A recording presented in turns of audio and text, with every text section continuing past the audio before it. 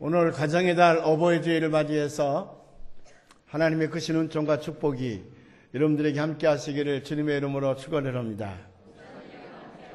감사합니다. 여러분이 가정생활이 행복이 넘치시기를 바랍니다. 아멘 안 하는 사람은 불행해지기를 원하나요? 여러분이 가정생활에 행복이 넘치기를 축원합니다. 예, 다 행복하시기를 바랍니다. 근데 모두가 다 행복하기를 원하지만은 행복하지 못하는 것이 큰 문제입니다. 결혼할 때에는 다 부부가 합심해서 행복한 인생을 살자. 그래서 서약을 결혼을 했는데 얼만큼 지나다 보면 모두가 다 불행해지는 것 같아요. 그래서 다투기도 하고 싸우기도 하고 갈등도 생기고 갈라서기도 하고 이혼도 하고 어떤 사람들은 부부지간에 소송도 가해서 재판을 거듭하는 걸 보면 마음이 참 안타깝습니다. 우리가 행복해지는 요소는 여러 가지가 있을 것입니다. 아마 수백 가지가 넘을 겁니다. 다른 건 다 좋더라도 하나만 거기서 어긋나기 시작을 하면 그것 때문에 이제 그 가정이 깨어지는 걸 볼 수가 있는데 사람이 어떻게 모든 것을 다 만족할 수가 있겠습니까? 웬만하면 참고 서로가 좋은 배우자가 되어주기 위해서 노력하면 되는데 모두가 다 네가 내 마음에 드는 배우자가 되라 그런 생각을 가지고 있기 때문에 그래서 가정이 불행해지는 것 같고 또 자녀들도 자라서 부모님을 잘 공경하고 그래야 되는데 저 살기에 바쁘다고 부모님을 내팽개치고 흔히들 내 위해서 해준 게 뭐냐 그렇게 부모에게 대드는 자식들을 바라볼 때에 부모의 마음이 얼마나 쓰리고 아프겠습니까? 그래서 가정들이 불행해지는 걸 볼 수가 있습니다. 그래도 가정이 건강하고 행복해지기 위한 공통불문은 있을 것입니다. 가정이 건강하고 행복해지는 공통적인 분모가 있을 것입니다. 오늘 우리는 이 어버이 주일 가정의 달을 맞이해서 어떻게 하면 우리가 행복한 가정생활을 할 수가 있을까? 우리 성경에서 몇 가지 교훈을 찾아보면서 함께 기도하려고 합니다. 첫째로 가정생활이 행복해지려면 부부관계가 바로 서야 됩니다. 부부관계가 바로 서야 됩니다. 왜냐하면 모든 가정은 부부로부터 시작되어지기 때문에 그렇습니다. 부부가 행복해야 가정이 행복하고 부부가 행복해야 자녀들도 행복하고 부부가 행복해야 자녀들과 부모 간의 관계도 행복해질 수가 있습니다. 부부가 불행해지면 부부관계가 깨어지면 바로 서 있지 못하면 거기서부터 이제 그 가정의 불행이라고 하는 것이 오게 마련입니다. 가정은 부부를 중심으로 해서 이루어지거든요. 가정은 부부가 꾸미는 것이지. 근데 요즘에는 우리 교육학이나 심리학이나 또 사회복지학 같은 데 보면 이상한 단어가 나와요. 조손가정. 할아버지, 할머니와 이제 손주들의 가정이라나 그게 조손가정. 또는요. 모녀가정. 모자가정, 어머니와 딸만 있다든지 어머니와 아들만 있는 가정, 그래서 모녀가정, 모자가정 또는 부녀가정, 부자가정, 아버지와 딸만 있다든지 아버지와 아들만 있는 가정이 있어요. 요상한 가정들이 많이 탄생하게 마련인데 그러나 사랑하는 여러분, 조선가정이든지 부녀가정이든지 모자가정이든지 애초에 시작할 때에는 꼭 부부로부터 시작한다는 것 잊어서는 안 됩니다. 부부가 있었기 까닭에 조선가정도 생기게 되고 부부가 있었기 까닭에 부녀가정도 생기는 것이지 처음부터 부녀가정이 생겼을 일은 만무하지 않습니까? 그래서 부부가 행복해야 부부관계가 바로 서야 가정생활이 행복해진다고 하는 사실을 여러분 꼭 기억하시기를 주님의 이름으로 축원을 합니다. 성경은 분명한 부부의 정도를 우리에게 가르쳐주고 있습니다. 오늘 우리가 그 말씀을 봉독을 했는데 오늘 22절부터 말씀을 한번 큰 목소리로 한번 봉독을 해야 되겠습니다. 시작. 아내들이여 자기 남편에게 복종하기를 주께 하듯 하라. 이는 남편이 아내의 머리됨이 그리스도께서 교회의 머리됨과 같음이니 그가 바로 몸의 구주시니라. 그러므로 교회가 그리스도에게 하듯 아내들도 범사에 자기 남편에게 복종할지니라. 남편들아 아내 사랑하기를 그리스도께서 교회를 사랑하시고 그 교회를 위하여 자신을 주신같이 하라. 아멘. 여기 말씀에 보면 먼저 남편에 대한 아내의 관계가 잘 기록되어져 있습니다. 모든 아내는 남편에게 복종하라는 거거든요. 이 복종이라는 말 때문에 흔히 사람들이 성경은 남존여비가 가득한 문장으로 차 있다. 그래서 이런 말씀을 혹독하게 비판하는 사람들이 많이 있으나, 그러나 이것은 이 말씀을 수박 겉핥기식으로 보았기 때문에 그렇습니다. 이 문장을 깊이 들여다보면 철저하게 하나님 앞에서 남자와 여자는 평등 관계에 있음을 우리에게 보여주고 있고, 또 하나님 앞에서 남자는 남자로서의 가치, 여자는 여자로서의 가치, 남편은 남편으로서의 가치, 아내는 아내로서의 가치가 이것처럼 명확하게 우리에게 밝혀주고 있는 것은 없습니다. 어느 날 남녀 평등 사상은 성경에 들어가는 것으로부터 이루어졌다는 사실을 기억하시기를 바랍니다. 만일 지금도 성경이 들어가서 기독교가 생겨나지 않은 나라들은 남존여비 사상이 가득합니다. 기독교가 들어가고 성경이 들어감으로 인해서, 이 말씀이 들어감으로 인해서 남녀 평등 사상이 나왔지요. 엊그저께 우리 텔레비전을 통해서 사우디아라비아 세계에서 제일 잘 사는 나라 가운데 하나지요. 석유 자원이 아주 풍족해서. 근데 그 나라는 어떻습니까? 아직도 무슨 잡인가 하는 걸 쓰고 다녀야 되고, 여자에게는 교육의 기회가 남자와 균등하게 놓여있지 아니하고, 외출을 할 때도 남자의 허락을 맡아야 되고, 뭐 등등 여자들에게 가해지는 그 혹독한 그런 비하는 얼마나 많이 있는지 몰라요. 여러분, 아프가니스탄 같은 데서는요, 무슬림이 지배하고 있었는데 여자들에게 가해지는 그런 착취와 인권 유린이라고 하는 건 이루 말할 수가 없었습니다. 여러분, 성경이 들어가기 때문에 그 성경 사상에 의해서 남녀 평등이 이루어진다고 하는 것을 꼭 기억하시길 바랍니다. 왜냐하면 그 다음 말씀을 보면 알 수가 있거든요. 자, 자기 남편에게 복종하기를 주께 하듯 하라. 자기 남편에게 복종하기를 주께 하듯 하라 그랬는데, 여기 주님은 예수님이지요. 예수님인데 그 다음 말씀이 중요해요. 우리 그 다음 말씀 23절부터 한번 봉독해 볼까요? 이는 남편이 아내의 머리됨이 그리스도께서 교회의 머리됨과 같음이니 그가 바로 몸의 구주시니라. 그러므로 교회가 그리스도에게 하듯 아내들도 범사에게 자기 남편을 복종할지니라. 아멘. 우선은요, 우리 주님께서는 교회인 우리에게 한 번도 비합리적이거나 불의한 일을 명령하신 적이 없습니다. 한 번도 우리에게 무조건적인 어떤 말씀을 강요하신 적도 없습니다. 주님께서 교회인 우리에게 하신 말씀은 모두가 다 우리가 바르게 사는 길, 하나님의 복을 받으며 사는 길, 그런 길을 말씀하셨지, 비인권적이고 우리에게 아주 불의한 일들을 한 번도 말씀하신 적이 없습니다. 그래서 주님의 말씀을 우리가 잘 따르고 순종한다 그러면 우리는 그것 때문에 행복해지고 그게 하나님의 복 받는 길이거든요. 그래서 주님의 말씀을 거역할 이유가 없다고 말이에요. 만일 남편들이 아내들에게 그와 같은 말을 한다 그러면 그 아내들도 그 자녀들도 불복종할 필요가 없습니다. 순종치 않을 필요가 없어요. 오히려 순종치 않는 것이 멸망의 길이거든요. 순종치 않는 것이 패망의 길이거든요. 그 말씀에 순종하면 순종할수록 그가 복받는 길, 행복한 길로 가는 것이기 때문에 주님의 말씀을 교회가 순종치 않을 이유가 없듯이 남편도 그렇게만 한다 그러면 무엇 때문에 아내들이 또는 그 자녀들이 그 말씀을 순종하지 않겠습니까? 그래서 주님이 교회의 머리됨과 같이 as the head of the church예요. 교회의 머리됨이니라. Christ is the head of the church. 그리스도의 머리됨이 교회다고 말이죠. 아니, 교회의 머리됨이 그리스도라고 말이죠. 그렇기 때문에 교회는 그리스도의 말씀을 순종하지 않을 필요가 없습니다. 사랑하는 여러분, 그럼에도 불구하고 그리스도의 말씀을 듣지 않습니까? 그러면 그 교회는 망하는 거지요. 만일 남편이 그런 말씀을 하는데도 불구하고 우리 아내가 그 말을 듣지 않습니까? 그러면 그 가정은 풍지박산이 되는 겁니다. 여기서 교회의 머리됨이 된다, 또 아내의 머리됨, 가정의 머리됨이 된다, 그럴 때 그 머리란 말을 잘 해석할 필요가 있습니다. 그 머리란 말은 윗분이란 말, 가장 상좌란 말도 되지만은 우리 맨 위에 있으니까, 또 하나는 뭐냐면 모든 지혜와 총명의 산실이 머리로부터 오는 거거든요. 이 머리가 그만큼 소중한 거예요. 그래서 지혜와 총명의 산실인 머리로부터 나오는 말씀을 우리가 듣지 않을 필요가 없지 않습니까? 들어야만 된다고 말이에요. 그래서 남편이 그와 같은 길로 가게 될 때에 그건 아내의 머리됨이 되고 가정의 머리됨이 되고 자녀의 머리됨이 되지요. 서양 사람들이 농담할 때에요, 남편은 가정의 머리라 그래.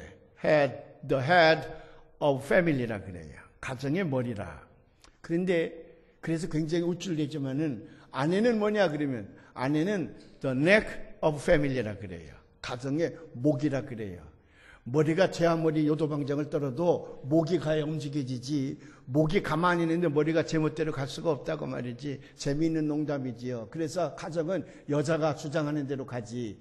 머리가 아무리 큰 사람이라도 머리 혼자 따로 노는 거 봤습니까? 목이 움직여야 가는 거잖아요. 그래서 가정은 어쩔 수 없이 여자가 주장하기 마련이다. 이제 그런 농담으로 얘기를 합니다만은, 이것은 다른 면으로 보면 목과 머리의 관계는 서로 상호 의존적이지 따로 놀 수는 없는 거거든요. 부부관계는 언제든지 바로 서야 그 가정이 행복을 누릴 수가 있습니다. 다음으로 아내에 대한 남편의 관계입니다. 우리 말씀을 한번 봉독해 보겠습니다. 25절의 말씀을 봉독해 보십시다. 얼마나 그 말씀이 엄하고 무서울 만큼 강력한지 알 수가 있습니다.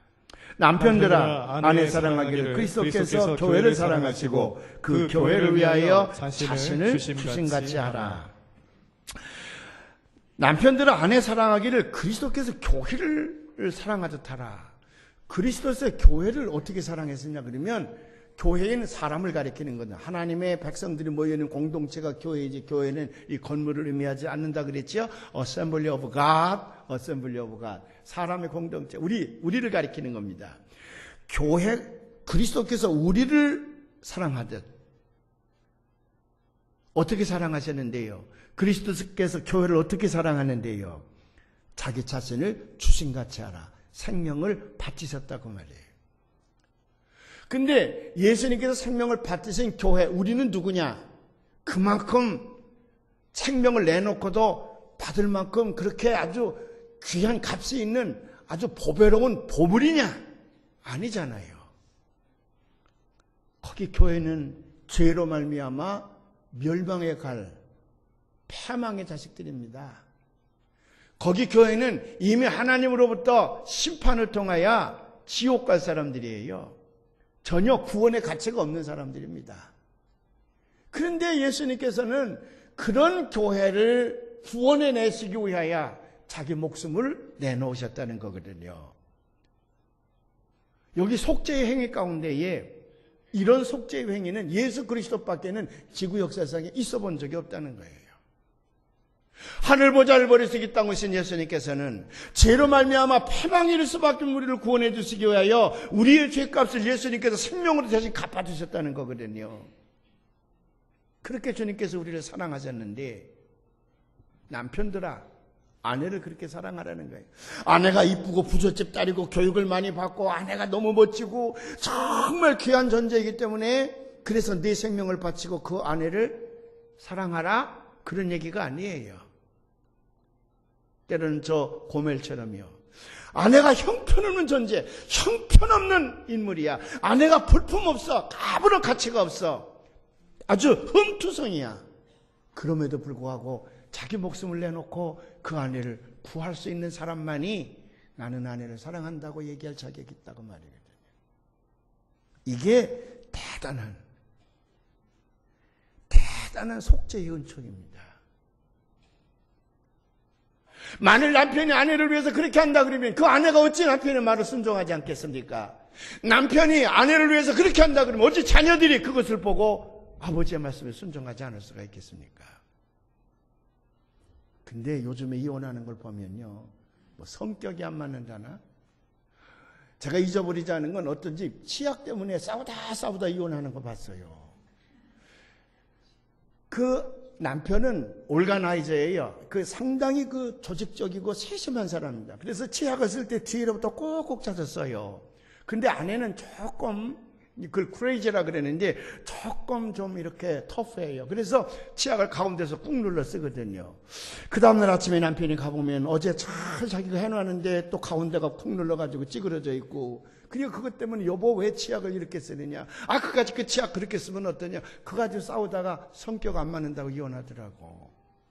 나는 부부간에 이혼할 때 무슨 조국 통일을 위해서 한다든지 세계 평화를 위해서 대의적인 그런 차원으로 논쟁을 벌리다가 사상이 안 맞아서 이혼하는 건 내가 본 적이 없어요. 내가 41년 이상을 목회를 했는데 가정상담을 수없이 많이 했는데 그렇게 엄청난 일 가지고 정말 이혼할 문제가 있어서 이혼하는 가정 거의 못 봤어. 대개 보면 아주 작은 일, 아까 내가 치약 얘기했지만은 아니 치약을 가운데서 짜서 쓰던 뒤에서 밀어 쓰건 간에 그 별거 아닌데 그것 때문에 성격이 안 맞는다고 나중에 갈라서거든요. 이 성경은 그렇게 가르치지 않습니다. 주께서 교회를 위하여 자기 목숨을 바치셨듯이 남편들은 그 아내를 위하여 목숨을 바치되, 그 아내가 어떤 아내, 철새의 미인이고 부자이고 건강하고 예쁘고 돈 많고 그래서가 아니라 하잘것없는 것을 할 때도 하나님 앞에 그가 서약을 하고 자기 아내로 삼았으면 끝까지 그 목숨을 지켜주기 위해서 자기 목숨을 다시 내놓는 그런 남편이 되어야 된다고 말이죠.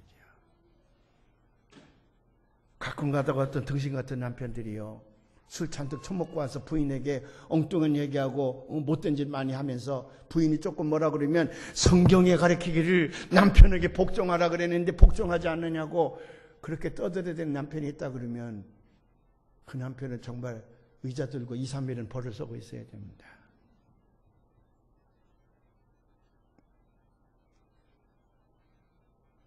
남편들아, 아내 사랑하기를 그리스도께서 교회를 사랑하시고 그 교회를 위하여 자신을 주신같이 하라. 이런 부부간의 관계가 바로 선다 그러면 그 가정은 행복이 넘쳐나는 가정이 될 줄로 믿습니다. 두 번째로는 어떤 가정이 행복한 가정생활을 할 수가 있냐 그러면 부모와 자식과의 관계가 바로 서야 됩니다. 그러면 부모와 자식 간의 관계는 어떤 관계가 되느냐? 성경은 아주 분명하게 우리에게 가르쳐주고 있습니다. 오늘 말씀해 보니까 뭐라고 되어 있냐 그러면 자식은 부모를 공경하고 부모는 자식을 주님의 교훈과 훈계로 양육하라. 아주 분명하고 간단하게 설명을 하고 있습니다. 자식은 부모를 공경하고 부모는 주님의 교훈과 훈계로 자녀를 양육하라. 어려운 거 있어요, 어디요? 여기 문장 가운데 해석이 필요한 게 있습니까? 아니에요. 전혀 없어요. 그렇기 때문에 자식이 부모를 공경한다고 하는 계율은 선택사항이 아닙니다. 해도 좋고 안 해도 좋고 하는 것이 아니라 자식이면 반드시 자기를 낳아서 길러주신 부모님에게 효도하라. 무슨 효도하라는 말은 뭐 거창한 것 같은데 잘 공경하라고 말이에요. 공경하라. 이것은 구약의 십계명에도 나와 있고 예수님께서도 말씀하셨고 사도 바울 선생님도 우리에게 말씀하셨는데 너무 분명한 사실인데도 불구하고 오늘 우리 주변에 보면 자기 부모를 내다버리거나 자 부모들에게 불손하게 하거나 아니면 부모님을 홀대하는 그런 사람들을 보게 될 때 얼마나 마음이 아픈지 몰라요. 십계명에도 보면 분명히 이렇게 말씀되어져 있습니다. 출애굽기 20장 10절에 있는 말씀인데 우리 한번 봉독해 볼까요? 내 부모를 공경하라. 그리하면 내 하나님 여호와가 내게 준 땅에서 내 생명이 길리라. 부모에게 공경하라. 그리하면 하나님께서 생명해 주신 하나님께서 이 땅에서 우리를 장수하게 하리라. 그럴 때 여기 장수한다는 말은 뭐 90살, 100살 오래 산다는 말도 되지만은 그런 말보다 더 깊은 의미는 뭐냐면 그가 살았던 그 삶의 흔적들이 부모에게 잘했던 그런 아름다운 얘기가 오래도록 이 땅에서 기억될 것이라 사라지지 않을 것이라고 말이에요. 복받는 가장 지름길입니다. 우리 사도 바울 선생님도 분명히 말씀하십니다. 우리 한번 봉독해 보십시다. 6장 1절부터 이 말씀인데 자녀들아 주 안에서 너희 부모에게 순종하라. 이것이 옳으니라. 내 아버지 어머니를 공경하라. 이것은 약속이 있는 첫 계명이니 이로써 내가 잘 되고 땅에서 장수하리라. 예수님도요 구체적으로 말씀을 하셨습니다. 자, 예수님께서 마태복음 15장 4절부터 6절에 있는 말씀인데 우리가 한 목소리로 봉독을 해봐요. 하나님이 이르셨으되 내 부모를 공경하라 하시고 또 아버지나 어머니를 비방하는 자는 반드시 죽임을 당하리라 하셨거늘 너희는 이르되 누구든지 아버지에게나 어머니에게 말하기를 내가 드려 유익하게 할 것이 하나님께 드림이 되었다고 하기만 하면 그 부모를 공경할 것이 없다 하여 너희의 전통으로 하나님의 말씀을 폐하는도다. 우리 삶 가운데 적용될 수 있는 중요한 교훈을 예수님께서 하시는 거예요. 그냥 내 부모를 공경하라 그렇게만 말씀하시는 것이 아니라 응용되어지는 것도 말씀하잖아요. 여기 심지어는 부모에게 해야 될 도리가 있는데 불구하고 하나님께 했기 때문에 내가 할 여유가 없다 그렇게 말하는 자도 죽임을 당하리라고 말이에요. 그 율법을 폐하는 자이기 때문에 그래요. 하나님을 공경하는 자는 부모님도 공경하는 자입니다. 하나님을 열심히 공경한다 그러면서 부모님을 공경하지 않은 사람은 하나님을 공경하는 사람이 아닙니다. 그냥 제 종교적인 심성만 충족시켜 나가는 사람이지 그는 결코 하나님을 잘 공경하는 사람이 아님을 여러분 꼭 알으셔야 됩니다. 우리 주변에 버림받는 부모가 얼마나 많이 있습니까? 구청 직원에 의하면 극빈자들에게는 구청에서 60만 원, 70만 원 기본 생활비를 주는데 자식이 있으면 그걸 안 준대요. 근데 자식을 낳아서 길러놨는데 이 자식이 어디가 사는지 행방불명이 되는데도 불구하고 자식이 있다고 하는 것 때문에 돈을 주지 않는다는 거예요. 부모는 굶어주고 가는데 말이죠.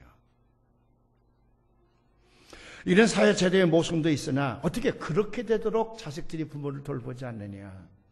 이것이 얼마나 우리의 마음을 아프게 하는지 몰라요. 분명히 그는 사람인데 그는 사람이 아닌 짐승의 삶을 사는 사람들이 부모를 무시하고 홀대하는 거예요.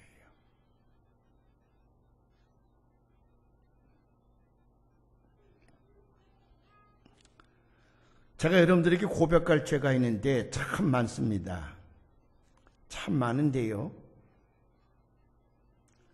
제가 41년 이상 목회를 했는데 설교를 얼마나 많이 했겠어요. 근데 제가 제일 싫은 주일이 언제냐면 5월 둘째 주일이에요. 참 싫어, 목사로서는. 그리고 부모 공경하라는 주제를 가지고 설교하는 게 제일 싫어요. 왜냐하면 양심의 가책 때문에 그래요. 제가 부모를 잘 공경하지 못하는 주제에 부모 공경하라고 설교한다는 게 너무 마음이 아파요. 그래서 여러분들이 아마 느끼셨겠지만 5월 둘째 주일 우리 교회는 강사들이 많이 섰었습니다. 제가 설교가 싫어서 강사들을 자꾸 세워요. 오늘도 사실은 강사가 서기로 했습니다. 미국에서 오랫동안 목회했던 제 친구 목사님이 은퇴를 하고 몇십 년 만에 한국에 나와셨다 그래서 얼른 제가 오늘 우리 교회 설교하라 그랬어요. 그랬더니 좋다고 그 김영원 목사님 교회 가서 내가 설교하면 너무 영광이라고 아마 설교 준비를 너무 열심히 했던 모양이 또 물도 갈아먹고 뭐 여러 가지 시차도 있고 그랬겠지. 몇십 년 만에 나왔으니까. 갑자기 엊그저께 설사가 나고 기침이 나고 몸이 열이 나서 도저히 못하겠다고. 그런 바람에 할 수 없이 제가 오늘 설교를 하는데 참 싫어요. 근데 더 꼴불견인 저의 모습은 뭔 줄 아십니까?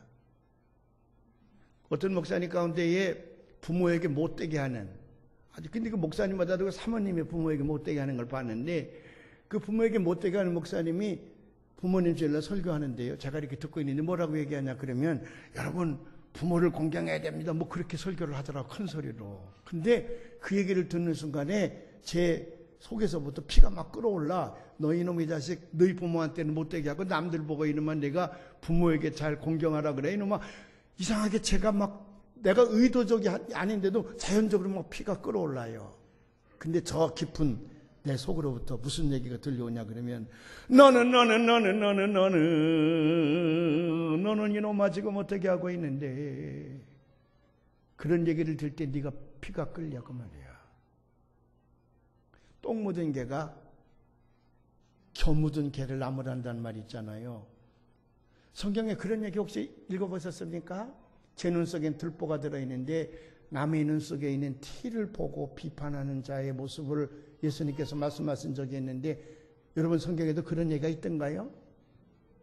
요즘에 뭐 새로 나온 성경에는 그렇게 빠졌다는 얘기도 있고 그런데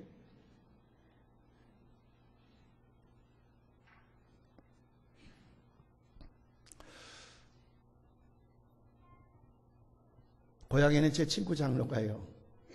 저한테 어버이 주일을 맞이해서 동영상 하나 보낸다 그러면서 카카오톡으로 뭘 보내왔어요. 근데 이 자식이 저를 꾸짖으려고 보낸 건지 하여간에 그런 내용 몇 개가 왔는데 그중에 권유가라는 게 하나 있더라고요. 읽고 나서 내가 양심의 가책을 많이 받았는데 혹시 여러분들도 양심의 가책을 받고 마음을 고칠 분들이 있을 것 같아서 제가 칼럼에 썼는데 우리 한번 다 같이 큰 소리로, 이거 적은 소리로 하는 사람은 뭐가 있는 사람이야. 큰 소리로 함께 다 같이 읽어보십시다. 부생모육이란 말이에요. 부생모육. 정말 잘 안 보이는 건 시작. 부생모육 그 은혜는 하늘같이 높건만 청춘 남녀 많은데도 효자여부터 물구나.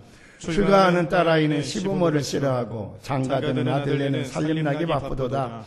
제 자식이 장난치면 싱글벙글 웃으면서 부모님이 훈계하면 듣기 싫어 외면하고 시끄러운 아이 소리 듣기 좋아 즐겨하며 부모님이 두말하면 잔소리라 관심 없네. 제 자식의 오줌똥은 손으로도 주무르나 부모님의 흘린 침은 더럽다고 멀리하고 과자 봉지에 들고 와서 아이 손에 쥐어주나 부모 위에 고기 한 근 사올 줄을 모르도다. 개가 아파 쓰러지면 가축병원 달려가며 늙은 부모 쓰러지면 노환이라 생각하네. 10자식을 키운 부모 한결같이 키웠건만 10자식은 한 부모를 귀찮다고 생각하네. 자식 위에 쓰는 돈은 계산 없이 쓰건만은 부모 위에 쓰는 돈은 계산하기 바쁘구나. 자식들을 데리고서 바깥외식 자주 하며 늙은 부모 모시고는 외식 한 번 힘들구나. 살아생전 불효하고 죽고 나면 요심날까. 예문과 저 부고내고 조문받고 부조받네. 그대 몸이 소중거든 부모 운덕 생각하고 서방님이 소중거든 시부모를 존중하라. 가신 후에 후회 말고 살아생전 효도하면 하늘에서 복을 주고 자식에게 효를 받네. 제가 목회하다가 목사가 성질내면 목회 실패하는 거거든요. 겉으로는 늘 웃고 그래야지 집에 가서 마누라 앞에 성질내고 그러지 교인들에게 성질냈다가는 금방 문제가 생기잖아요. 제가 성질을 잘 내는 사람인데 40년 동안 이런 거 참느라고 얼마나 고생을 많이 했겠어요. 근데 한번 성질을 무지무지하게 낸 적이 있네.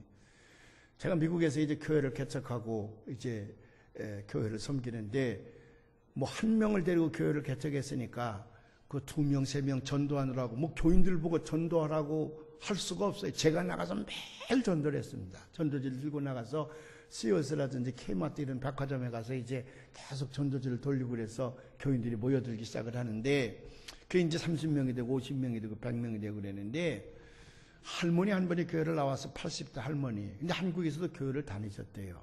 근데 미국에 와서 한인교회가 없으니까 교회를 자식들이 못 나가게 하고 그러니까 그러다가 길거리에서 저를 만난 거예요.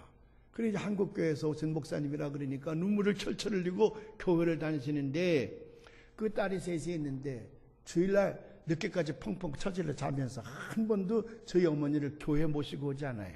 그래서 우리 교인들이 가서 늘 모셔오죠. 모셔 예배를 드리고 점심을 대접한 다음에 또 모시다 드리곤 하는데 어쩌다가 제가 그 가게나 그 집에 가보면 딸 자식을 낳아 길렀는데 말이죠.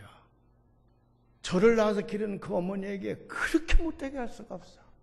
그저 그냥 그 어머니가 어쩌다가 냉장고 안에 있는 우유를 마신 모양이야, 아마. 근데 이제 직장에서 돌아와서 아이에게 우유를 주려고 하니까 우유병이 비었거든요. 우유 아까 누가 마셨어? 그 어머니가 내가 마셨다 했더니 잘나 옆에는 죽지도 않냐고, 애들 우유를 마셨냐고. 얼마나 그게 비싼 건데, 그게 무슨 이렇게 보통 우유가 아니고 이렇게 이렇게 평생 그런 거 안 들어가는 우유라는 거지. 그러면서 그렇게 지 엄마를 난리를 치고 갈 때 냉장고 안에 과일 같은 거 못 먹게 다 표시하고 그랬다는 거예요.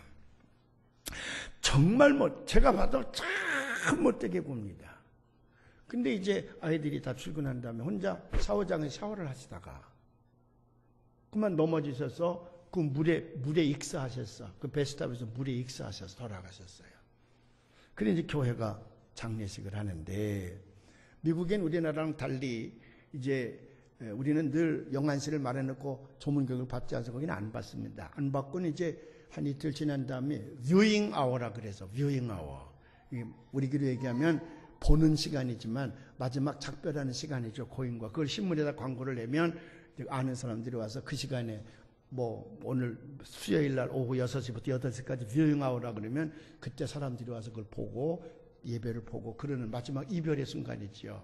그 뷰잉 아워가 있습니다. 그때 관에다가 이렇게 넣어서 이쁘게 화장을 하고 그리고 평소에 그분이 즐겨 입던 옷을 입혀서 관 반을 열어놓고 이렇게 놓으면 사람들이 가서 꽃을 주고 가서 만지기도 하고 어떤 사람들은 볼에다가 뽀뽀도 하고 인류 미용사가 화장을 잘 해줬기 때문에 방부제를 넣어서 아주 쭈글쭈글했던 살도 다 펴지고요. 아주 이쁜 모습으로 거기 누워 있습니다. 그래서 이제 관값이 비싸죠. 그 관을 거기다 전시를 하려니까. 그 이제 관을 고르러 저한테 갔습니다. 근데 관이 이제 한 500달러부터 시작해서 이제 한 10,000불짜리까지 이렇게 했는데, 아니, 양반이 비싼 관을 고르더란 말이에요. 그래서, 아니, 이거 비싼 관을 뭐하러 고릅니까? 그저 한 1,000불짜리면 족합니다. 다 이쁘고, 뭐 금방 썩어질 건데, 이걸로 하시죠. 뭐, 제가 그랬더니, 목사님, 우리 사회적인 체면이 있지요. 자식이 이렇게 여러 명이나 되는데, 채통이 있지 어떻게 그렇게 싸구려 관을 쓸 수가 있습니까? 걱정하지 마십시오. 돈은 얼마든지 있습니다. 제가요 그 피너럴 홈에서 그냥 분노가 확 일어나는 거예요. 아니 돈은 걱정하지 말라고요? 살아생전에 고기 한 근이라도 잘 사다 드리지. 당신들은 저녁마다 맨날 외식하고 다니면서 그 할머니 한 번도 모시고 나간 적 있습니까? 집에서 혼자 라면 끓여 잡수고 혼자 다 식사 늘 하셨는데 그때 좀 잘해드리지. 이까지 그 관 갖다 놓고 이게 효도하는 겁니까? 제가 그런 말 하면 안 되는데 그냥 막 포부됐다니까 속으로.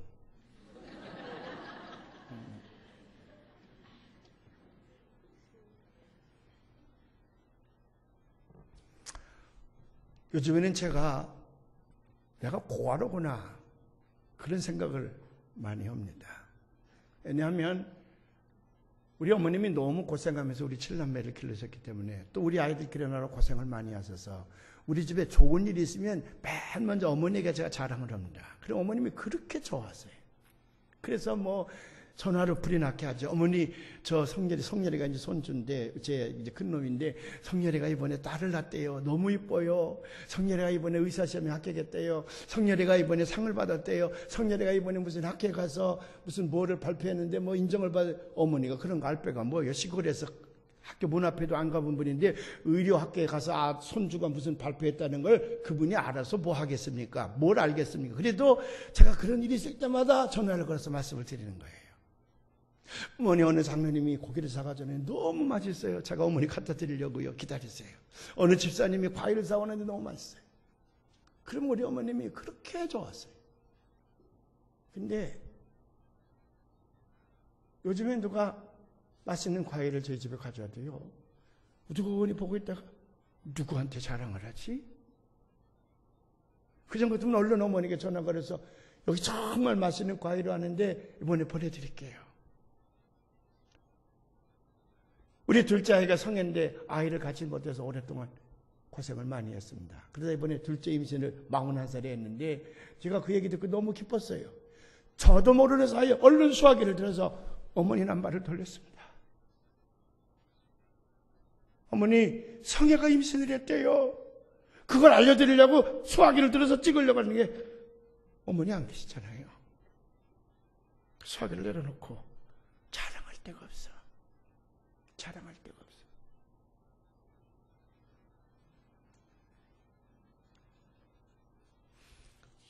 우리가 왜 부모님을 함부로 대하냐 그러면 우리 부모님은 안 돌아가실 것 같거든요. 오래 우리 곁에 영원히 있을 것 같거든요. 그래서 부모님을 함부로 대하다가 부모님 떠나고 나면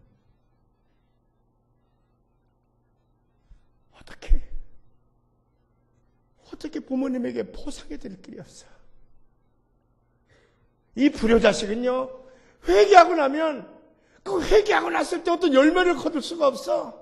어떻게 단 한순간만이라도 내가 고쳤더니 마음을 나를 낳아서 길러주신 아버님이나 어머님에게 좀 어떻게 표현을 해야 되겠는데 표현할 길이 없어요.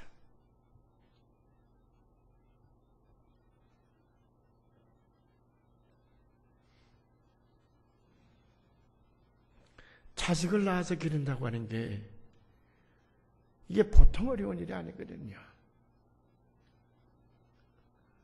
가끔요 그런 얘기 들어보지 않습니까? 자식들이 부모님 앞에 나한테 해준 게 뭐 있습니까? 나한테 해준 게 뭐 있습니까? 물론 그 부모가 가난했기 때문에 그 자식에게 해준 게 아무것도 없다 할지라도 단지 낳아서 그렇게 길렀다고 하는 것 자체가요, 그건 대단한 일입니다. 그런데도 부모를 공경은 고사하고 부모에게 못된 짓 하는 자녀들을 보면 너무 슬퍼요. 30, 40 다 된 녀석이 부모에게 카드빚 안 갚아준다고 칼을 들이댄다든지 부모를 살해하고 그 유산을 가로채려고 한다든지 이런 건 우리 인간 사회에서는 결코 있어서는 아니 될 일이지 않습니까? 그런데 젊은 부모들이요, 우리는 이미 늙어서 어찌 해볼 수 없지만은 자식들을요, 오늘 말씀 속에 주의 교훈과 훈계로 양육하라. 아무리 그 자식이 귀하다 할지라도 그들을 주의 교훈과 훈계로 양육해야만이 그 자식들이 나중에 커서 사람으로 살아가는 겁니다. 뭐 공부 잘하고 뭐하고 그런 것만 잔뜩 우리가 신경을 쓰지 자식들을 주님의 말씀으로 양육하지 아니하면 그가 아무리 공부를 하고 아무리 그가 재능을 많이 발휘해서 큰 그런 그 전문가가 돼도요 소용없습니다.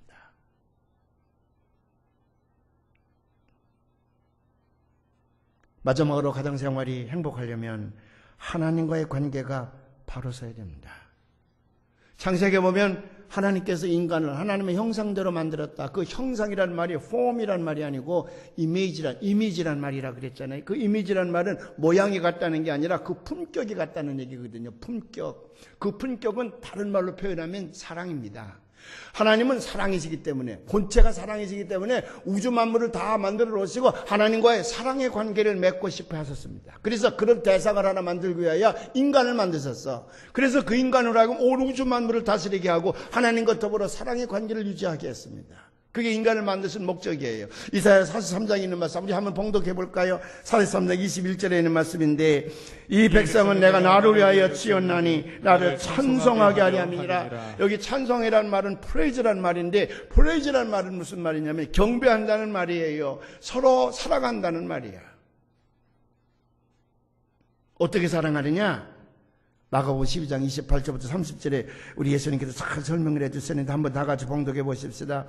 서기관 중 한 사람이 그들이 변론하는 것을 듣고 예수께서 대답하실 줄을 알고 나와 묻되 모든 계명 중에 첫째가 무엇이니까? 예수께서 대답하시되 첫째는 이것이니 이스라엘에 들으라. 주 곧 우리 하나님은 유일한 주시라. 네 마음을 다하고 목숨을 다하고 뜻을 다하고 힘을 다하여 주 너희 하나님을 사랑하라 하신 것이요. 우리가 하나님을 사랑하되 어떻게 사랑하냐 그러면 마음을 다하고 목숨을 다하고 뜻을 다하고 힘을 다하여. 그 말은 하나님 제일주의로 살아가라는 얘기예요. 하나님 제일주의로. 하나님을 섬기는 일을 우리 삶의 우선순위 가운데 제일 먼저 두고 다른 일 다 하다가 남아있는 시간, 남아있는 물질, 남아있는 정성, 남아있는 것 가지고 하나님을 섬기라는 얘기가 아니라 우선 하나님을 제일주의로 놓고 내 생활의 중심에다 놓고 그리고 삶의 계획을 세워 살아가라고 말이지. 왜 그런 줄 아십니까? 부부간의 관계도요, 부모와 자식 간의 관계도요, 사람의 노력만 가지고는 이루어지지 않습니다. 누가 부부간의 관계가 행복해지지 않기를 원하는 사람이 있겠습니까? 누가 부모와 자식 간의 관계가 바로 서지 않기를 원하는 사람이 어디 있어? 사람이면 다 노력하는 거예요. 다 노력해도 안 되는 걸 어떡하겠습니까? 그래서 사람의 노력만 가지고는 안 되는 거예요. 거기 하나님이 도와주셔야 됩니다. 성령님이 도와주셔야 되기 때문에 나와 하나님과의 관계가 바로 서게 되면 부부간의 관계도 자식과의 관계도 모두가 다 행복해질 줄로 믿습니다. 기도하시겠습니다.